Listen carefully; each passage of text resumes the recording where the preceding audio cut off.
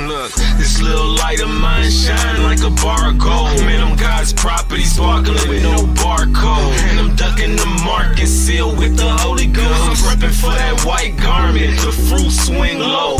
Sweet chariot gon' carry me home. It's breath in my bones, so let the dead bury the young. I got that word of the Lord, it's a claymore sword to slay these goblins. Renewing my knowledge, draining them toxins. I never claimed to be the best, but I'm getting there. It's a better version of me, my vision's getting clear. With the ears to hear and eyes to see, I'm embodying in Christ, we at the hip like we Siamese.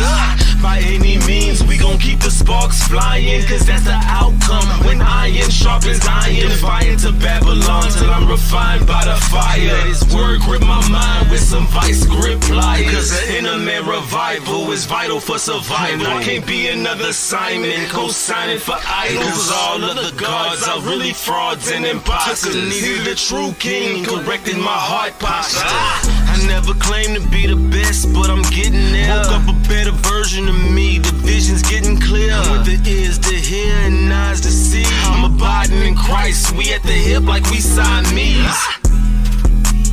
Keep the sparks flying, outcome higher, defiant, Lord, I'm refined by the fire. Let his word grip my mind with some vice grip pliers.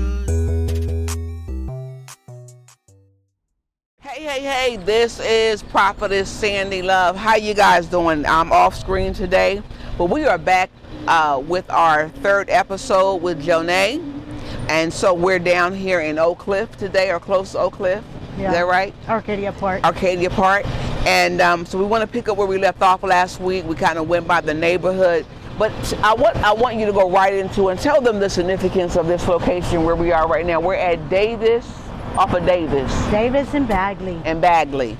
Tell us about that. So we're here at this corner store. I'm sure that if anybody knows anything about Arcadia Park, they know about, it used to be called Cabell's back in the day.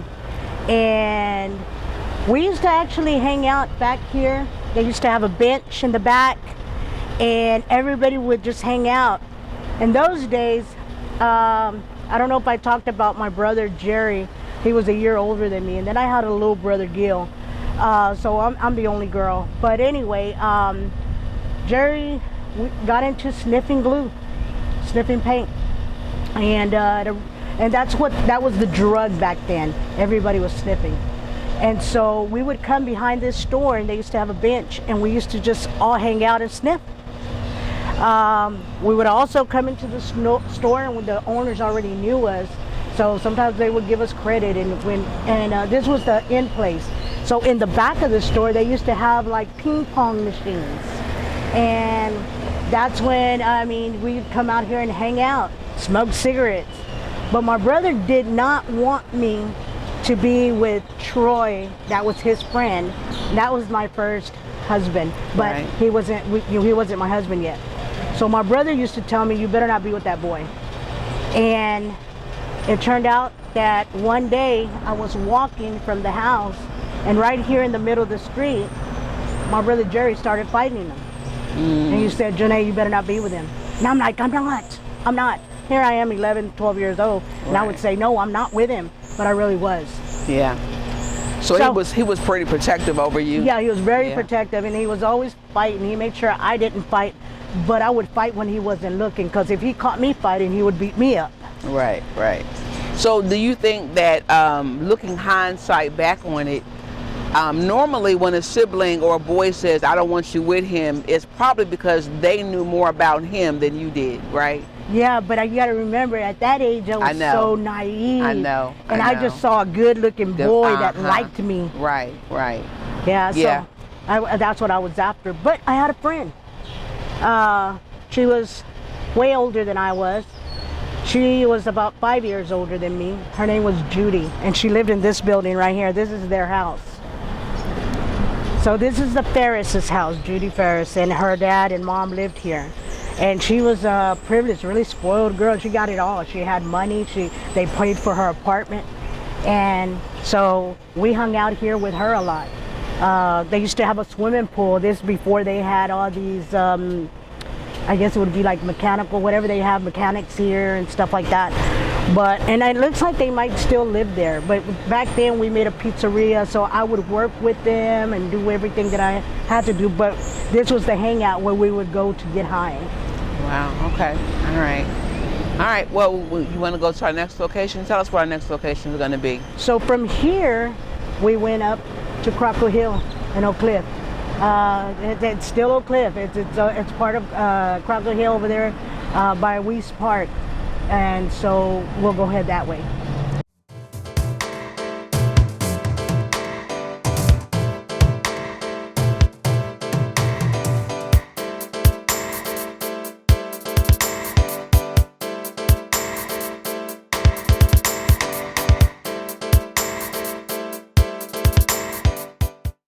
They have a school, but it was probably a home first, so. Yeah, it was a home. I remember because the girls used to hang out on the fence out here, and we're going to go by there. And we used to come to the Rocket Skating Ring every weekend, but the girls would hang out and say, hey, y'all got a cigarette? And you know, they were flirting and getting phone numbers. So is this the Rocket over here on this? So this was the roller ring, the skating ring that you guys used to go to? Everybody used to fight. Now, the girls used to hang out through the fence up here. The open. Yes. Right there. Look at that. Look at that.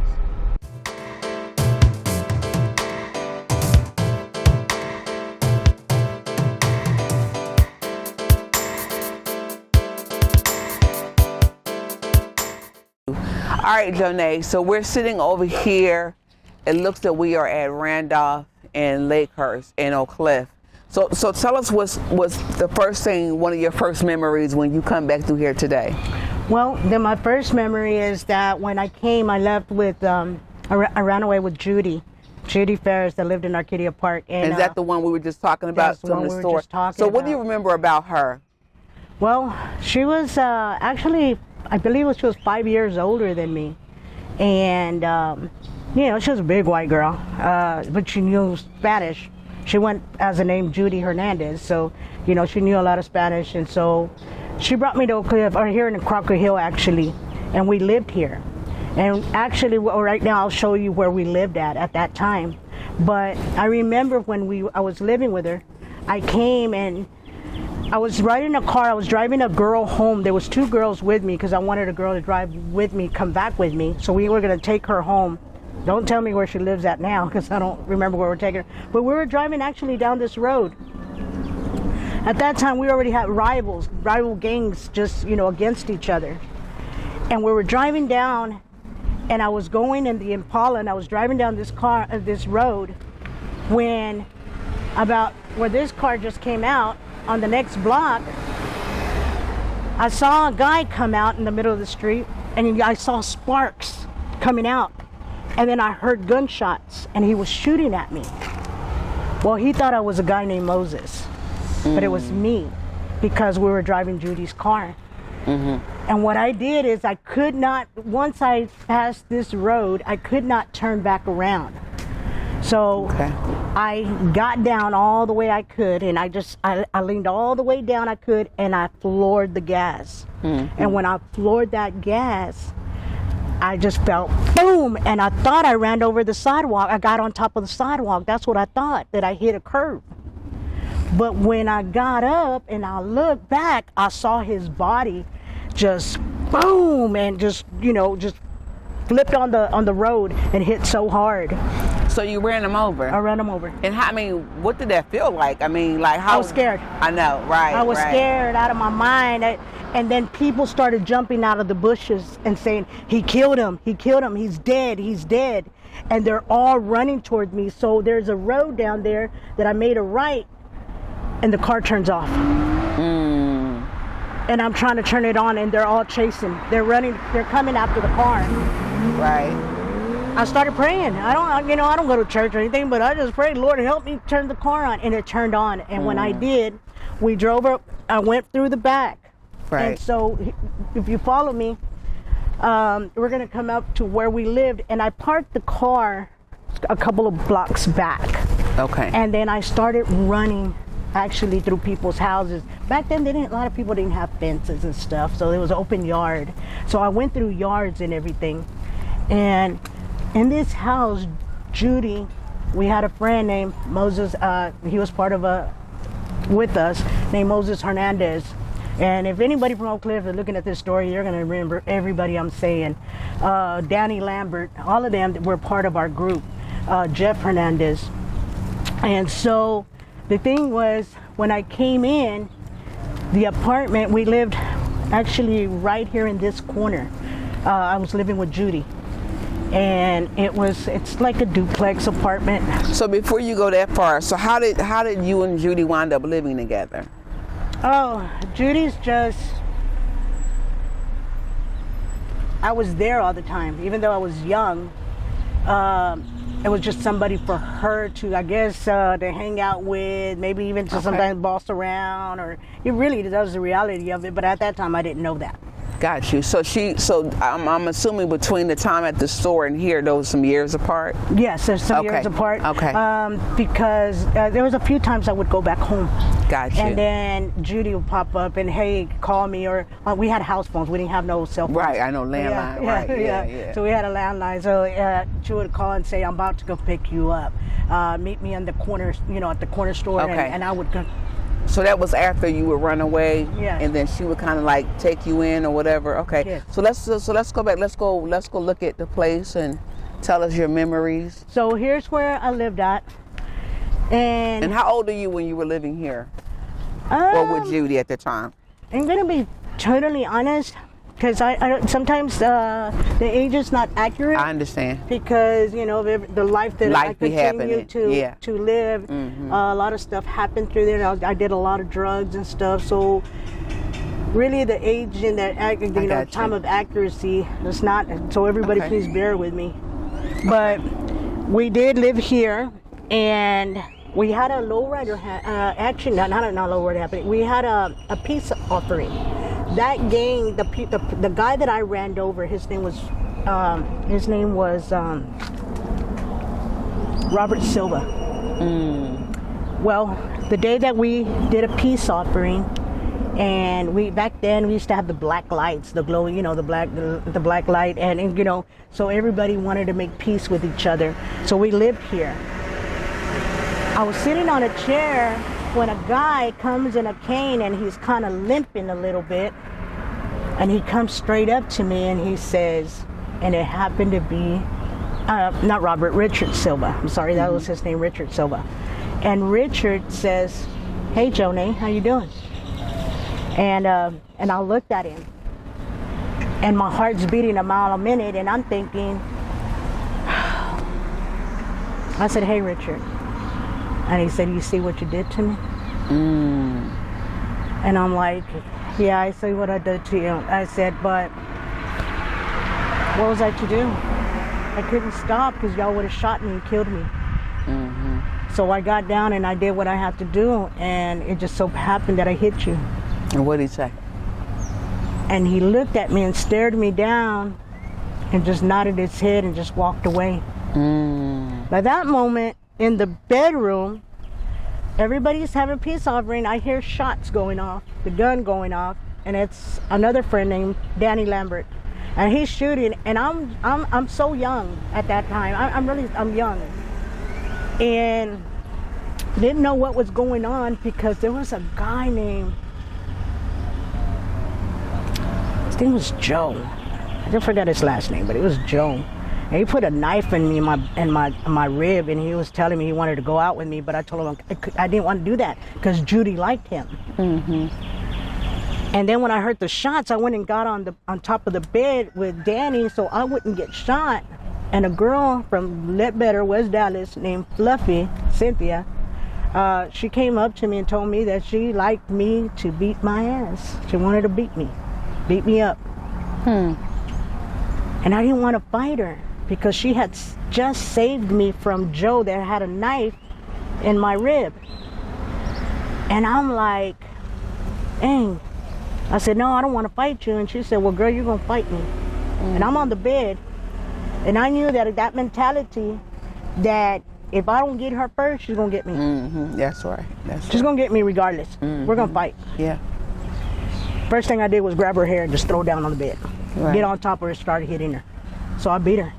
Yeah. I beat her because I remember the guy Jeff says, kick her butt, and I was hitting her. But Judy and everybody had already formed a little alliance against me.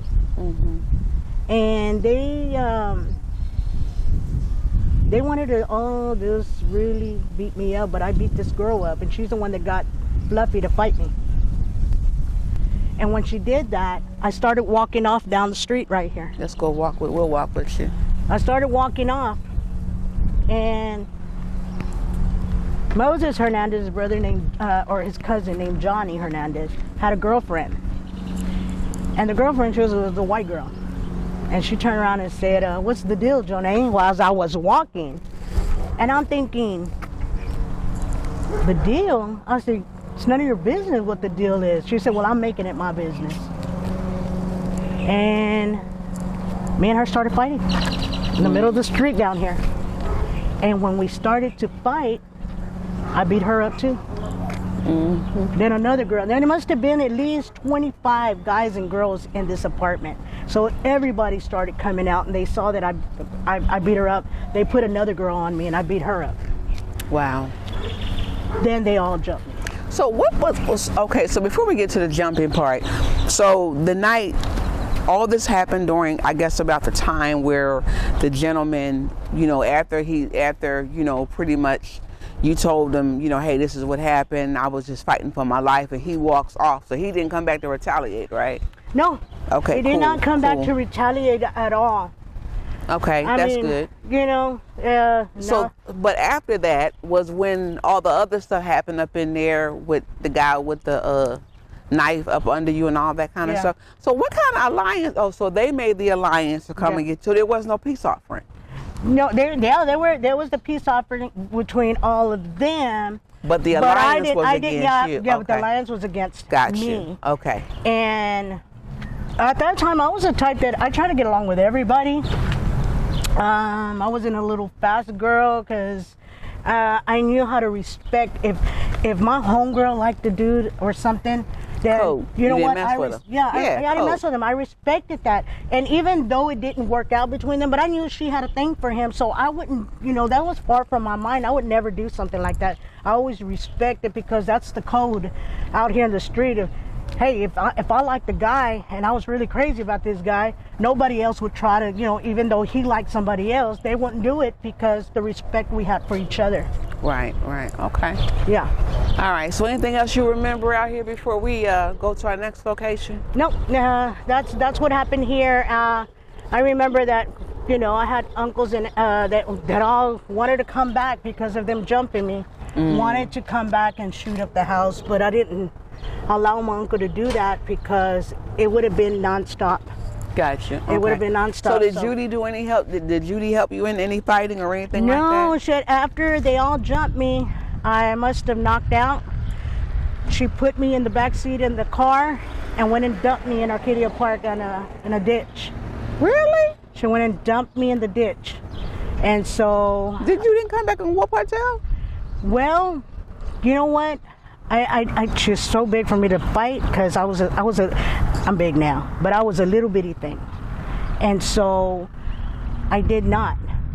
But my sister-in-law that became my first husband, Troy, his sister got her for me. Okay, cool. She got her. She goes, even though I didn't put her on to get her, but she got her, and she said, do you remember when Judy did to you and they all jumped in? I'm like, yeah. And she goes, I got her. Okay. And so that's when me and Judy parted ways. From then on, I knew that, you know what? That's not what I want to be a part of. You know what I mean? If you're able to do that to me, you do it again. Yeah. You know what I mean? Okay. So I parted ways with her. Gotcha. All right. So let's go to our next location, which is going to be where? So our next location is actually we're going to go to Weiss Park. Okay. There's where some other incidents happened there. Me hanging out with everybody, even people from the gangs and stuff, and we would just chill out there. Everybody would just park, and drink, and just have a good time. So that's what we're doing right now. Cool. Let's go. We'll see y'all in a few.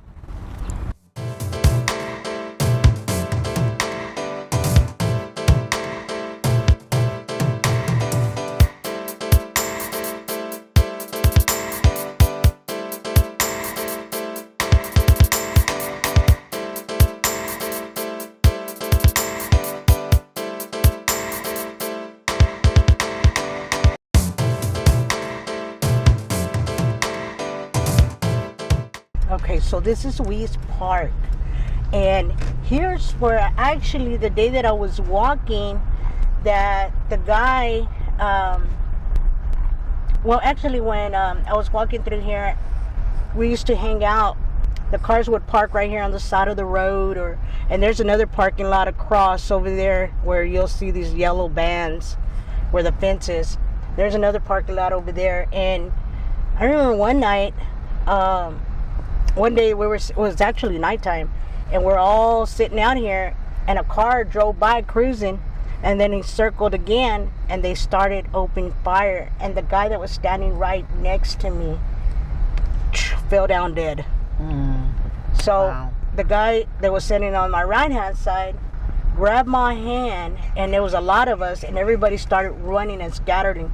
So we started running off, and we ran, and I couldn't run that fast, and the guy goes, just move your legs and I'll push, and I'll just, and we flew. I thought I was flying, but we got away that day. So praise God, we had to go under a house to hide from these people because they were really looking for us.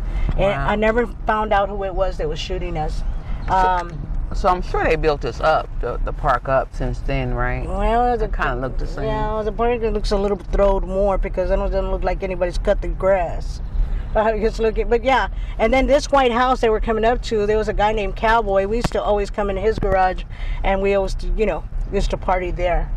But this is also the same park when I was walking through one day, and then we're gonna go to my house on Illinois. But this park is where I was walking, that I heard the little boy telling my little brother that his uncle was gonna shoot me. Oh yeah, I killed remember me. that from the last Yes. episode or so. This Yeah. is the park I was walking at. It goes, Okay. nobody would have ever known that. And so this house right here, this corner house right here, I think it was this one. Yeah, it looks like it's this one. There was a party one night. Me and Judy had came, and my brother, his name was Jerry, had showed up, and we didn't know these people. My brother started giving us their beer. Well, after we left, they jumped my brother. We were going straight.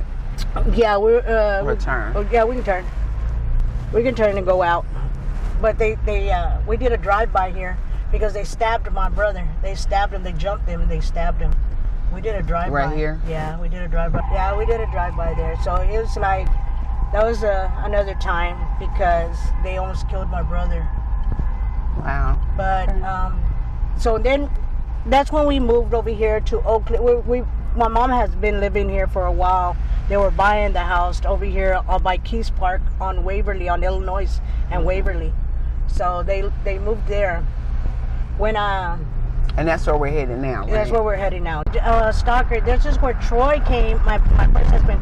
When I was with him, he tried to check me out of school. Oh, I know it. All Try to right, check so me out. where we go for your house? So up ahead, we're going to come up to a light. After passing that light, there's going to be a street called Waverly, and it's right there in that area. Yeah, we did a lot of rivals with another school, and we used to get one of my friends to drive us over there, and I would see a group of girls in a rival school, and I would get out of the car and just run up there and start hitting everybody. Just start, bop, bop, bop, bop, and then just run back and get in the car. I got it. I'm telling you, I was always fighting. This block, it's gonna be that block. All right, so this is Glenfield. Yeah. Because I know it was closer to Waverly. Oh, this looks like it is. This looks like the house. I think this is the house. This is the house. Sure does look like it. But anyway, 1719, I think it is.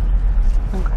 It looks like the house. Or it could So be. what do you remember about growing up over here in this area? Well, what I remember is that when I, oh God, it just came to me right now. My brother that was sniffed, my brother was getting spiritually attacked a lot. And I didn't understand that. Right. But he was seeing a lot of evil and stuff that he was being spiritually attacked. And I remember cops running behind him. He was only about maybe 16, 17. And they would knock him down to the road, and I would run out and try to save him, but they wanted to put me in jail as well. Oh, but there's wow. where I lived at. And there's where also that my brother's friend told him that his uncle was going to shoot me at that park.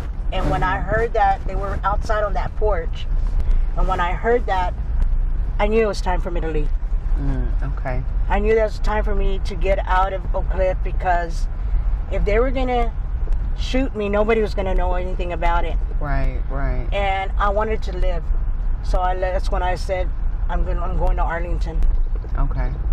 So before we go to Arlington, I do want to, if you guys are listening in, notice we can't stop. Everything is so close, but y'all know we're in the hood, so we got to just pick and choose where we're going to get out at. So what I do want to do is go by, was that your school we passed earlier? Yes, that's my school, my middle school.